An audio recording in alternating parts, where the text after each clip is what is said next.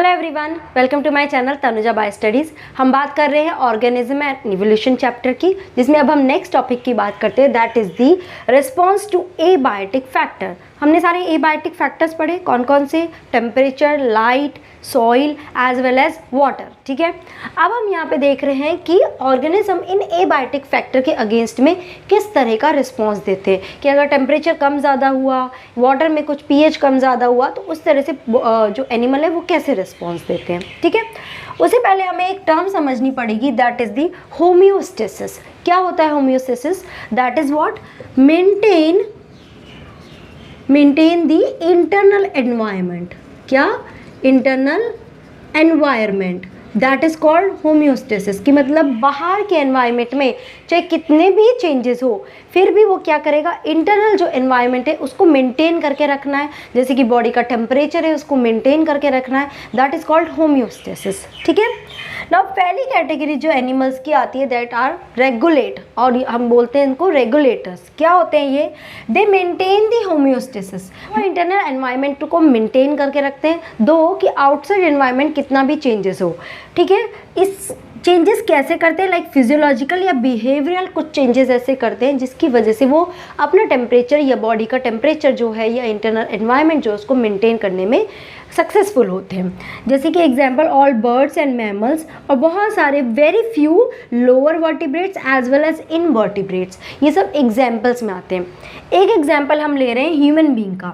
जैसे कि human being का बॉडी टेम्परेचर कितना रहता है? 37 degree centigrade, that is the optimal temperature.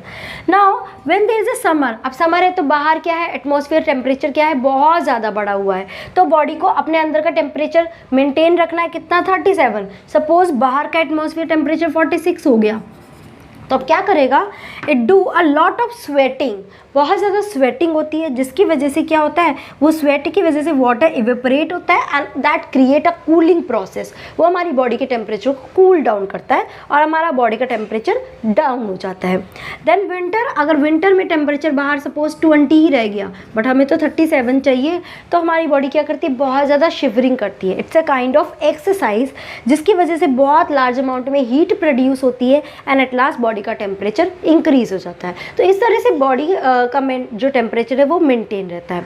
So these are called regulator. Okay, ना सेकेंड कैटेगरी आती है, दैट इज कन्फर्म, या फिर इसको दूसरा नाम भी बोलते हैं कन्फॉर्मर। ओके, ये वाली जो कैटेगरी है ये अपने अंदर बॉडी के टेम्परेचर को कॉन्स्टेंटली मेंटेन नहीं कर पाते हैं। ठीक है, around 99% of animal and plants ये सब इसी कैटेगरी में आते हैं। कुछ ही होते हैं जो रेगुलेट कैटेगरीज में होते हैं।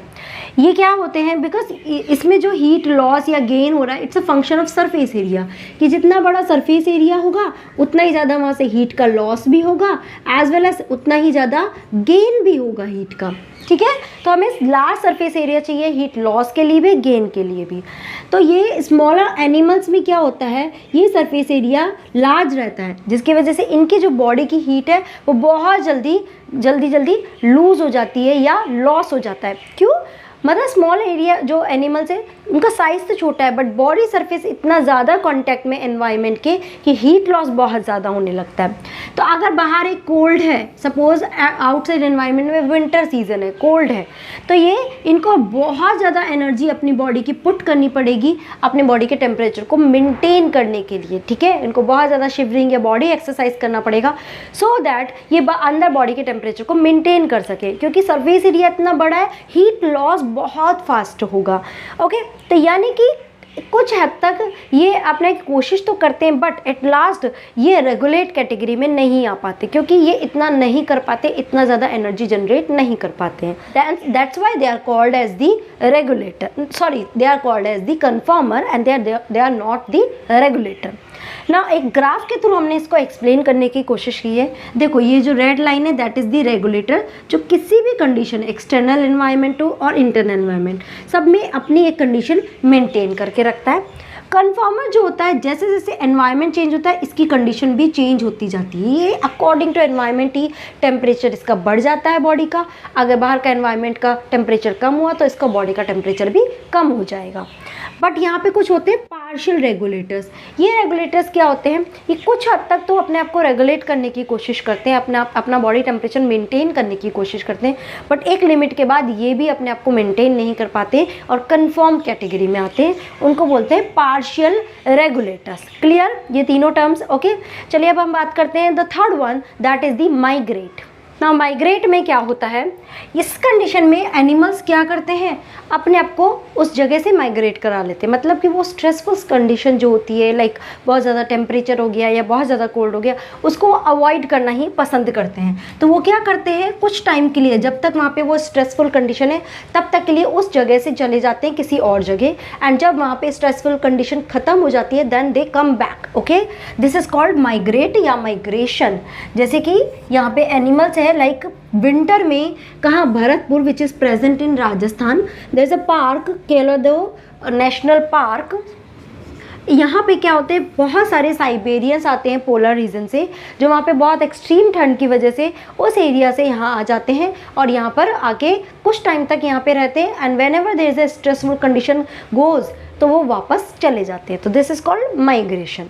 Now the next category, fourth one, that is called the suspend. Okay, ना सस्पेंड कैटेगरी क्या होती है, सस्पेंड यानी कि इनएक्टिव स्टेट में जाना, कि यहाँ पे वो क्या करता है, जैसे ही उसकी अनफेवरेबल कंडीशन है या स्ट्रेसफुल कंडीशन है, एनिमल क्या करता है, अपने आप को इनएक्टिव कर लेता है, अपनी मेटाबॉलिक एक्टिविटीज़ को स्लो डाउन कर लेता है, कोई भी फंक्शन परफॉर्म नहीं करता।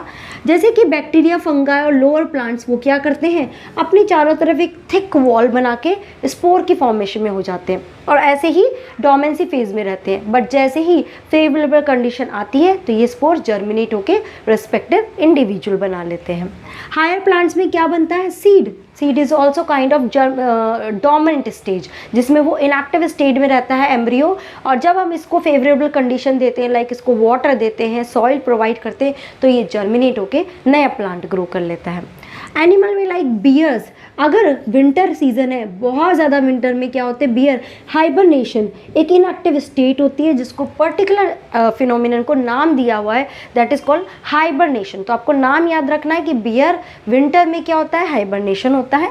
स्नेल फिशेस समर में क्या करती है, एस्टिवेशन स्टेज में चली जाती है। This is also inactive state, but उनको अलग अलग नाम दिया है, विंटर में हाइबरनेशन, समर में एस्टिवेशन।